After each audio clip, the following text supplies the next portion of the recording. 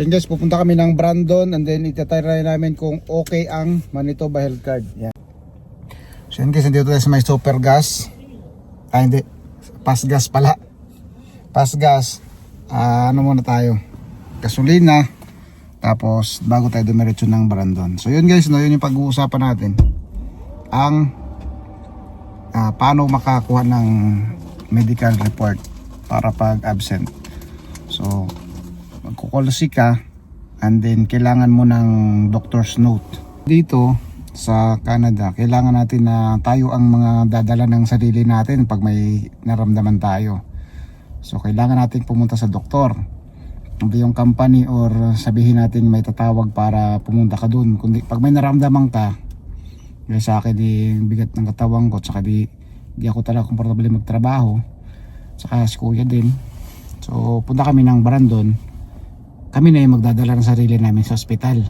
Walang ano dito, yung special treatment na ganito, kailangan mong pumunta ganito ganyan. Pag may naramdaman ka, automatic yun, ikaw na ang magdadala. Bago ka pa ma-overdose ng ano dyan, ng pagod, ang tawag dito, parang lumala yung naramdaman mo. So yun guys, we're going now to Brandon na. Basta tayo mag-gasolina. Ayan. So ayan, dito tayo may gasoline girl sila. Pero doon sa mga iba, mano-mano yan. Dito lang mayroon. So ayan, samahan nyo kami. Let's travel na. Let's go.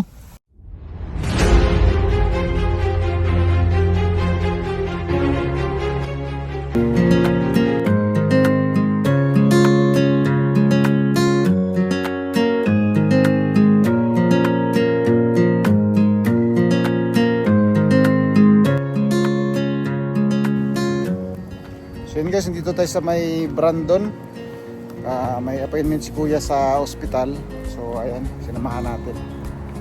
So check, kasama na rin tayo. Check natin yung ano nila, ano yung mga health issues yan. Dito tayo dyan, Brandon Regional Health Center. So saan tayo pupunta? Tara, punta tayo.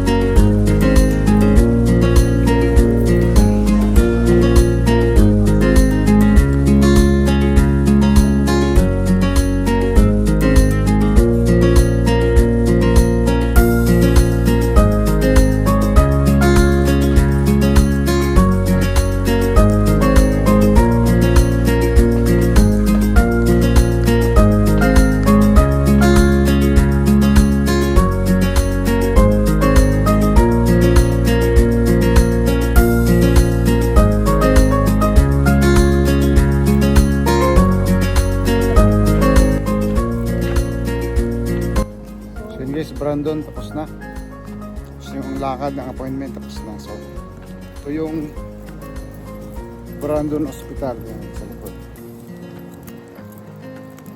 So it's all done. Going home na.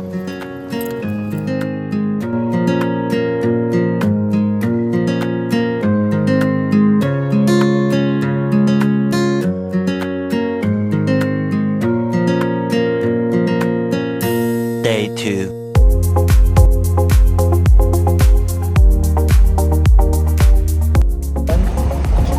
guys, dito tayo sa clinic ngayon. Kung makikita nyo yung clinic doon.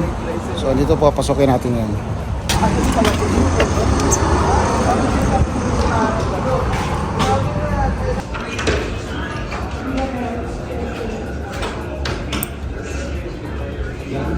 Ano? Dumiretso sa akin dito sa dito ko. Nahagaan ako dito. Yes, ano ka ng ano? Nagulat ako. Pero sabihin ko na lang dun sa Medical. Para malaman wala tayong annual dito. wala naman sa nila. Guys, magpapa-annual ano tayo, annual check-up. Paano magpa-annual check-up dito? Walang family doctor yan. So, ito yung papel. Yung isa pong daw nila nagpapatuloy. Yan, nagpapatuli yan. Mga gano'n ng mga ano yan. May mga ano siyang lawit. Tapos sinali. Papatuli. Sinali pa no? Ayan, ito na yung papel natin. So, babalikan natin. So yun guys, bali galing kaming Alberta last 8 months ago. Tapos ano kami, may family doctor na sa Alberta, so wala kami dito ngayon. So kailangan din natin mag-check nung annual ano natin. So yun, napunta kami dito sa may Brandon. So kung paano magpunta sa Brandon, ilalagay natin dyan yung clinic na pwede kayong mag-consult dito. Consultation lang naman na sabihin mo lang for annual check-up, mga laboratory, baka may mga mali sa inyo, may mga nararamdaman kayo. So yun, puntahan nyo lang to dito sa Brandon, and then kahit sa Nipawa kayo, kung sa mga ka-highlight ko dyan, pwede kayong pumunta dito kahit wala kayong family doctor pa lang. So free lang po yun. So pwede na rin kayo mag-laboratory sa may Nipawa na rin, hindi na kayo babalik dito. So yun, so balikan namin kayo pagka ano mga result, dahil by tomorrow pa naman ang ano, depende sa iyo kung kailan yung ano. Mas makakuha ka lang na referral dito, anytime pwede mo nang puntahan sa Nipawa lang mismo. So yan guys, yan yung pupuntahan nyo dito, 624 dito sa may Brandon. So yan, tapos na tayo mag consultation. So yan yung pupuntahan nyo dito, 624 18th Street. Nakita natin.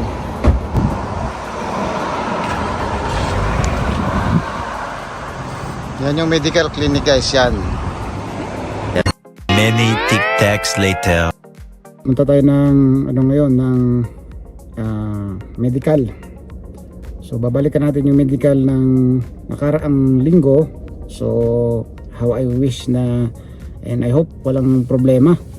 So yun lang guys, ito yung libre na ano, yung parang walk-in clinic na puntahan natin. So tara, samahan nyo kami. Nandito pa tayo sa Tim Hortons ngayon. Kukuha tayo ng ano, ng juice, juice ng kape.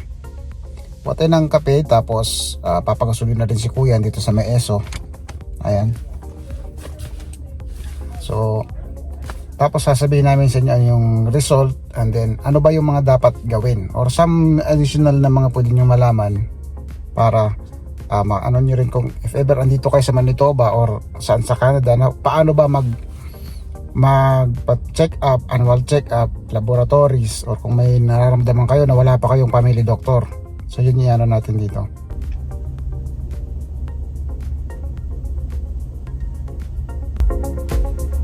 Bakit sa kanya sa options sa pagkakataon ng pasok dito sa Pilipinas, legit parang gabay. Oye, kaya mo mabuhay na sa bahay. Basta naka-experience ka, stress.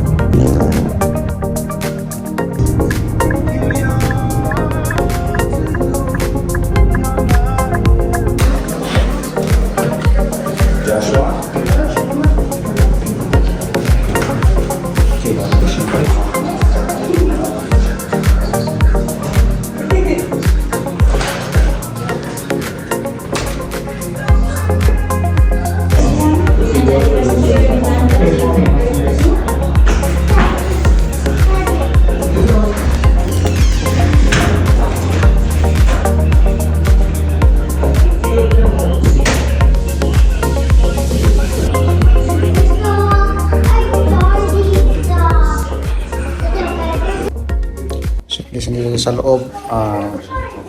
Ano muna natin yung antayin natin yung tawag ng doktor kung if ever na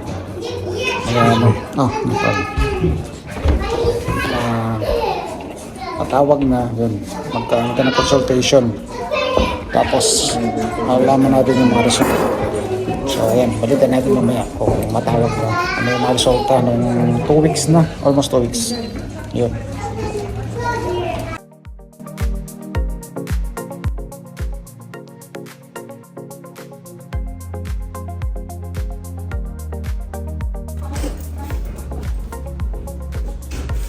IDA.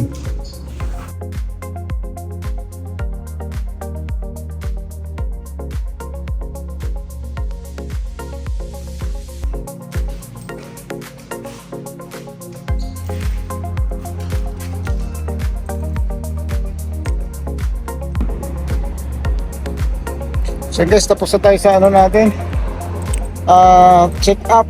Andun ang result, ang tataas guys, mataas yung sugar, mataas yung hemoglobin, so maraming pinagbawal, so ganun lang. At least nalaman natin, so makikita natin sa mga result talagang matataas. So bawas na sa sugar, dahil baka ma-diabetic tayo. So ano natin yung ibang mga result, kung gusto nyo makapunta dito guys, ito yung ano namin. Ito yung una-una makikita sa street, sa may 624 18th Street. Papakita natin. Ito yun.